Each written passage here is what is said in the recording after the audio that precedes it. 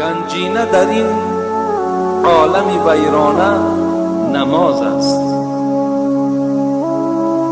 توحید بود باده و پیمانه نماز است. بی سجده به درگاه خدا راه نتوان یافت.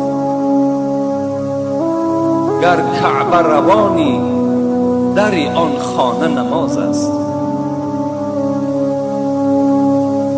گنجینه در این عالم ویران نماز است.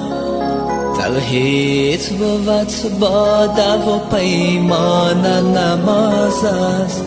گنجینه در این عالم ویران نماز است. توحید بود باده و پیمان نماز است. به سجده به درگاهی خدا ره نتوان برد. گر کعبه روانی در آن خانه نماز است.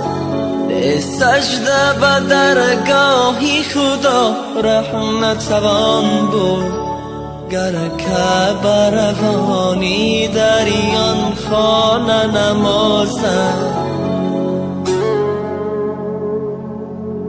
این بار عظیم است که بر کوه گران است.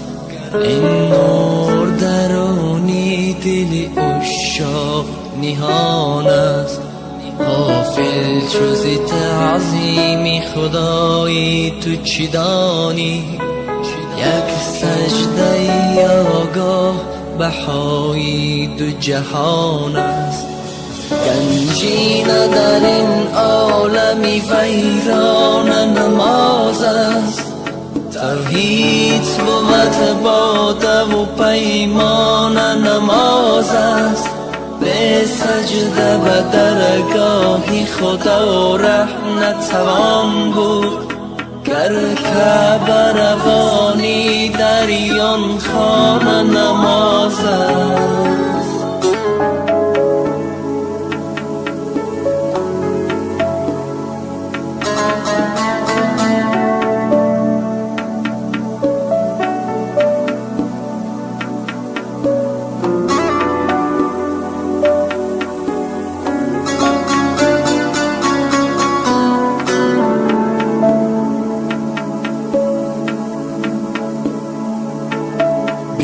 در دل تو درد و غمی عشق خدا نیست. این صلوات و تسبیح تو جز بحر ریا نیست. گر عشق ز چشمی تو روان نیست. یقین است که اندر دل سنگین تو یک ذره صفا نیست.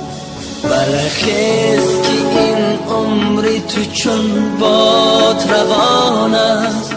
بنگر که اجل در پی هر پیر و جوان است.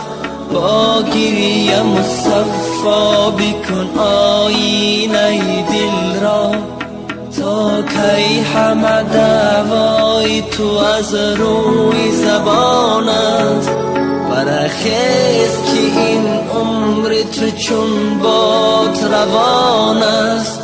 بنگر که اجل در پی هر پیر و جوان است.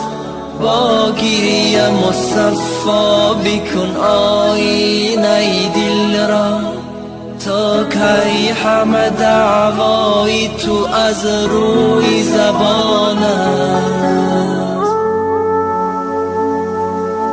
این بار عظیم است که بر کوه گران است.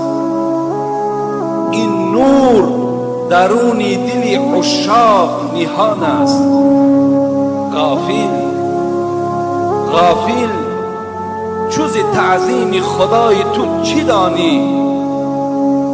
یک سجده آگاه بهای دو جهان است.